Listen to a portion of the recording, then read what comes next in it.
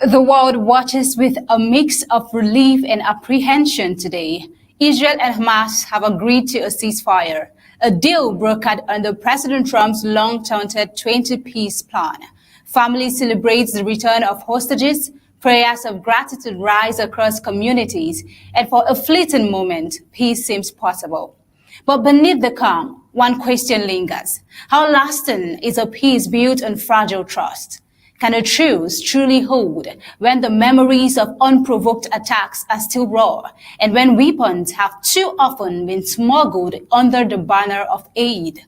Now, when promises of reconstruction have time and again been hijacked by militant agendas, can Israel afford to let its guard down? And should the world rush to celebrate a ceasefire without first asking what guarantees protect it? Will diplomacy take a bow? Vigilance remains Israel's quiet companion. Because in this region, peace has always been a word written in sand, hopeful, beautiful, and heartbreakingly temporary. So as Israel opens its borders to humanitarian shipments once more, the question isn't just whether aid will flow, but what exactly will flow with it. As we delve into the details, these and more will be explored in today's Flash News. Good afternoon and welcome. I am Tabitha Akro. Let's begin.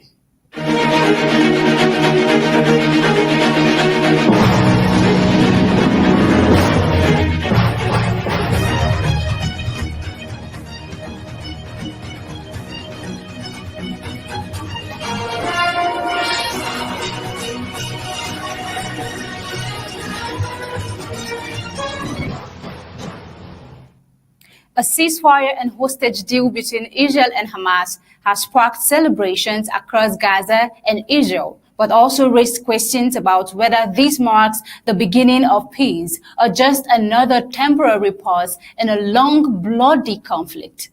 We see that the agreement, reached through indirect talks in Cairo under U.S. mediation, is the first major diplomatic breakthrough since Hamas' October 2023 attack that triggered Israel's devastating military response. It forms part of President Donald Trump's 20-point peace plan framework for Gaza, a plan that promises a durable and everlasting peace, but whose fine print remains largely undisclosed. For families of hostages and war-weary civilians, relief was immediate. Fireworks lit the sky in Tel Aviv, while exhausted residents in Han Yunis celebrated what they hoped would be the final night of bombings. Right there on your screen, the deal reportedly calls for the release of all Israeli hostages within 72 hours and a gradual withdrawal of Israeli troops to agreed lines. Hamas has agreed also to release prisoners and confirmed an end to major hostilities. But many wonder what follows the withdrawal.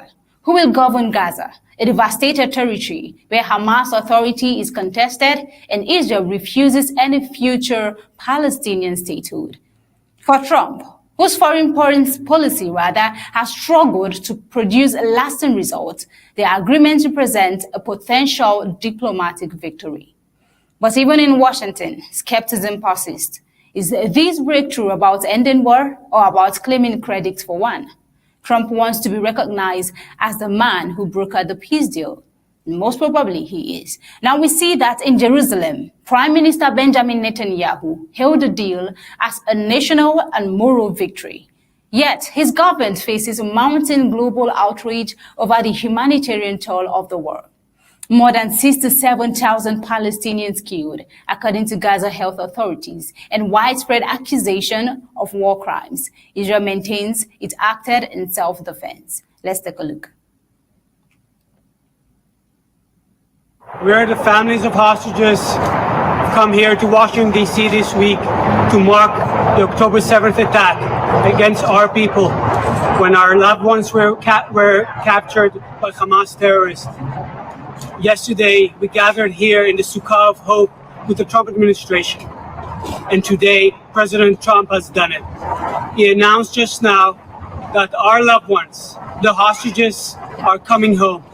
We will not stop fighting until we see the last of the 48 return to their family, those who were murdered in captivity, buried in the land of Israel, those who are still alive, walking through the border and reuniting with us, the families.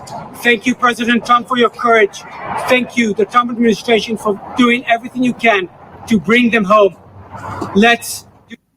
An imminent show of intense gratitude and celebration. We see that the ceasefire's announcement reverberated beyond Gaza. Regional players, including Iran, Lebanon, and Yemen, are watching closely. A misstep by either side could reignite proxy hostilities. Can the Middle East sustain a peace that depends on political actors with opposing endgames? Meanwhile, Arab states backing the plan insist that any long-term solution must lead to a recognized Palestinian state, a position Prime Minister Benjamin Netanyahu continues to reject outrightly. Now we see that Trump's framework proposes an international body, possibly chaired by former British Prime Minister Tony Blair, to oversee Gaza's reconstruction. But Hamas and several Arab nations have rejected any foreign administrative control.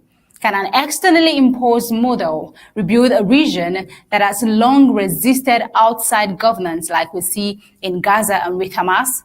The ceasefire may symbolize hope or expose the limits of diplomacy driven by political calculation. They say that its success will depend not on signatures but on implementation. The withdrawal of troops, the exchange of captives, and a credible plan for Gaza's future. This draws us to the question: is peace achievable when both sides define justice differently, one through security, the other through sovereignty? Until those questions find answers, Thursday's celebrations may echo less as victory and more as intermission in a war that has yet to truly end.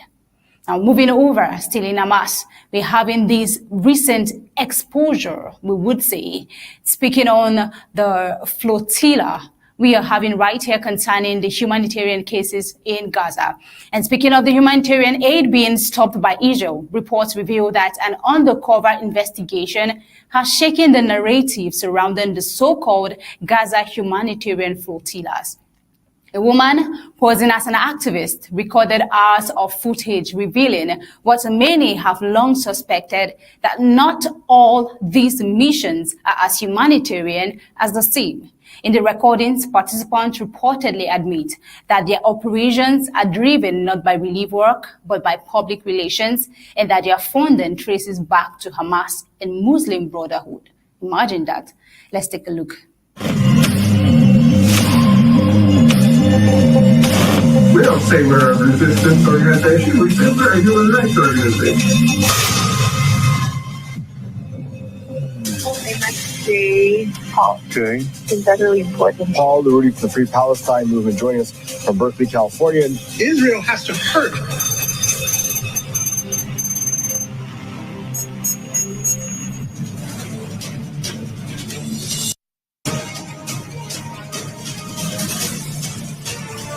They need to collaborate with us about things, right? Yeah. In fact, a lot of them are Muslim Brotherhood.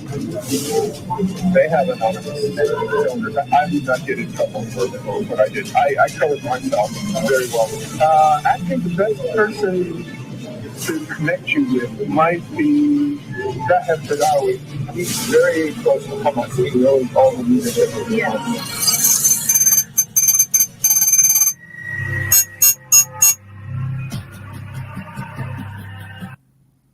Such practical investigation from JTV. Now, if that's true, as we just saw, then we must ask, are these ships delivering aid, or are they delivering something far from dangerous under the cover of compassion?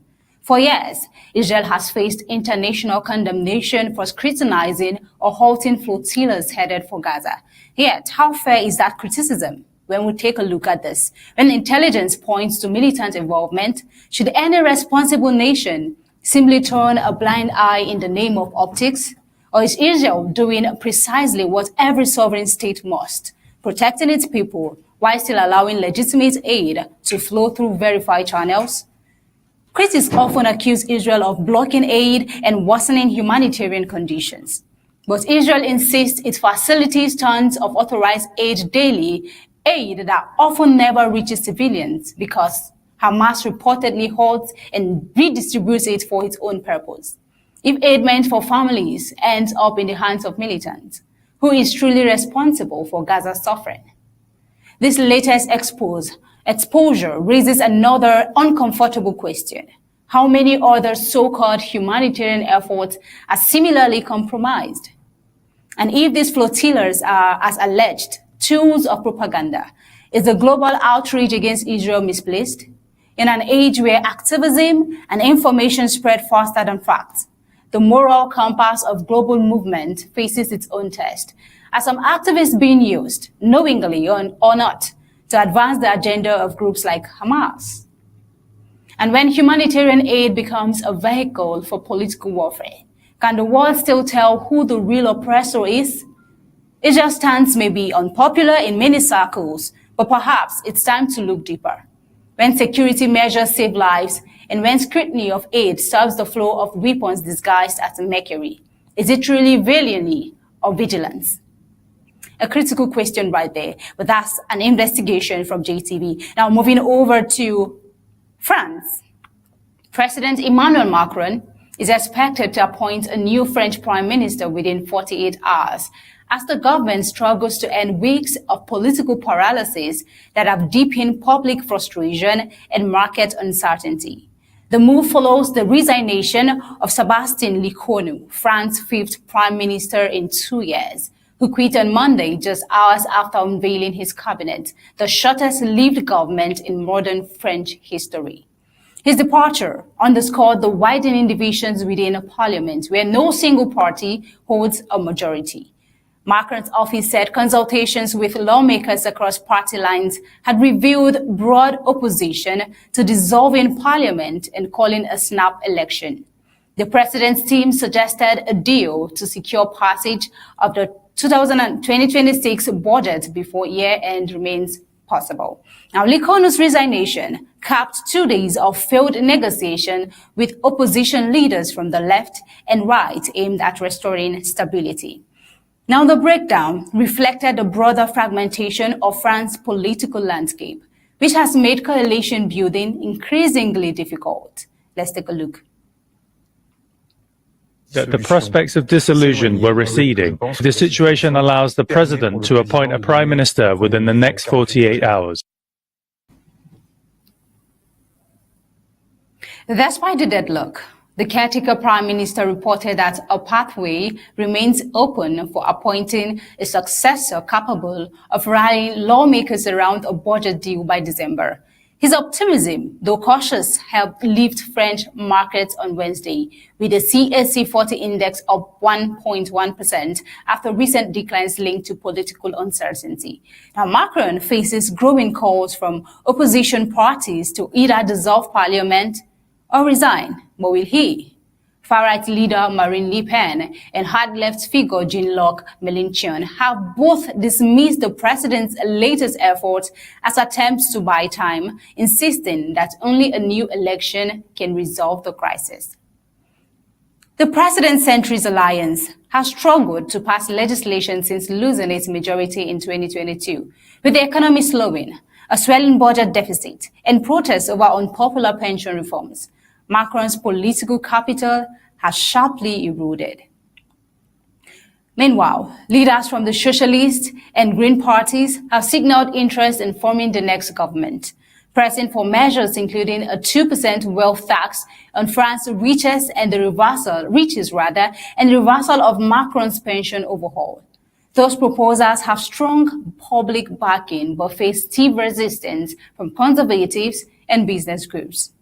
Now, the political crises are critical about Macron's ability to govern effectively for the remainder of his term. Analysts say his next choice of prime minister will be crucial not only for securing a workable parliamentary majority, but also for restoring investor confidence in Europe's second largest economy, which is France. Now, taking you over to Canada. Right there at the White House, Canada's Prime Minister, Mark Carney, met with the United States President Donald Trump at the White House on Tuesday in an attempt to ease months of trade tensions and secure relief from punitive tariffs. Now, even as Trump revived his controversial suggestion about annexing Canada. Now, Carney, who entered the Oval Office wearing a red tie in a symbolic nod to Republican branding, sought to strike a cordial tone after months of strained relations between Ottawa and Washington. The two leaders discussed U.S. tariffs on Canadian steel, aluminum, automobiles, and lumber, as well as the future of the North American Trade Agreement. The meeting came as Canada remains the only G7 member without a trade deal to avert U.S. duties measures that have strained its economy and dented Carney's domestic standing. While President Trump offered vague assurances that Canada would walk away happy, he gave no details on whether tariff reductions were imminent. Now, since taking office last spring, Carney has attempted to repair the diplomatic rift widened under former Prime Minister Justin Trudeau, who publicly criticized Trump's trade policies. Carney has kept communication lines open, often exchanging informal messages with the U.S. president to manage tensions. Now, despite those efforts, the relationship remains fragile. Trump's recurring remarks about a possible U.S.-Canada merger resurfaced during Tuesday's exchange, highlighting the unpredictability of their interactions. Carney reflected and deflected the comment with a smile, maintaining composure as discussion shifted to other international issues, including the Gaza ceasefire and global trade dispute.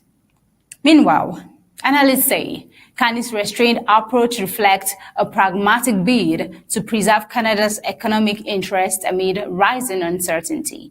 The Prime Minister avoided public confrontation, even as President Trump criticized Democrats over the ongoing U.S. government shutdown and also offered digressions on foreign policy and domestic affairs.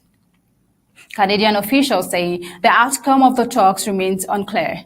While both sides projected a friendly tone, no formal agreements were announced, and Trump's comments suggested the administration could still pursue bilateral deals with Canada and Mexico instead of maintaining the broader North American Trade Pact. Now, for Carney, the visit underscored the challenge of balancing diplomacy and national pride against the backdrop of a volatile U.S. presidency. The Canadian leader has repeatedly stated that his country is not for sale, but his strategy of restraint and symbolic goodwill suggests a calculated attempt to keep dialogue alive, however uneasy. Now, can we have that video right there? Let's take a look. Well, if I may, as you know from real estate, there are some places that are never for sale. That's true. We're sitting in one right now, Buckingham Palace that you visited as well. That's true. And having met with the owners of Canada over the course of the campaign last several months, it's not for sale, won't be for sale ever. But the opportunity is in the partnership and what we can build together. And we have done that in the past. And part of that, as the president just said, is with respect to our own security. And my government is committed for a step change in our investment in Canadian security and our partnership. And I'll say this as well, that the president has revitalized international security, revitalized NATO, and us playing our full weight in NATO. And that will be part of it. Now moving over to Africa in Burkina Faso. Burkina Faso's military government has detained 8 staff members of a Dutch-based humanitarian organization on allegations of espionage and treason, escalating tensions between the junta and Western aid groups operating in the country. The detainees include 3 Europeans, a Malian, and 4 Burkinabe nationals, among them the organization's country director and deputy. Authorities accuse the group of gathering and transmitting sensitive security information to foreign powers, a charge the organization has denied. The arrests come amid growing hostility between the junta and international aid organizations, many of which have faced restrictions since the military took power in 2022. The International NGO Safety Organization, which has worked in Burkina Faso since 2019, providing security information for humanitarian staff, was suspended in July for collecting sensitive data without authorization. Now, despite the suspension, the government claims the NGO continued its activities clandestinely. And so insists it halted all information gathering after July, but maintained a presence in the country to address the detentions and honor existing obligations. The government's decision raises key questions about the balance between national security and humanitarian operations in conflict zones. What defines sensitive information in a country battling one of Africa's most complex insurgency? Can aid organizations operate safely and transparently when their core functions, information sharing, and risk assessment are interpreted as espionage?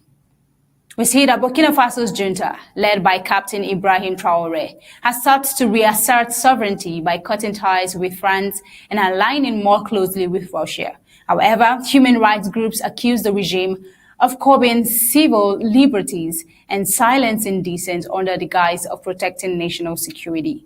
The case underscores a growing regional pattern in which military governments question the motives of international organizations, particularly those perceived as aligned with Western interests. It also raises broader concerns. Could the increasing distrust between Sahelian juntas and foreign NGOs hinder humanitarian response in one of the world's most volatile regions? As Burkina Faso battles insurgent violence that has displaced millions, the arrest could deter international engagement and further isolate the country diplomatically and economically. But is that true? Even humanitarian actors are driven out. Who then bears the burden of delivering aid to the victims of conflict and climate shocks? And how far can the junta go in its sovereignty push before it risks alienating crucial international support? But are these claims genuine? Would they really take hold? Burkina Faso has been chanting the course, and then definitely in Africa, they are holding the baton. Now, as we move further in the news today on Undaunted, we'll be bringing you untold stories from the home front at the top of the hour, 8 p.m. Do have a pleasant day and stay safe.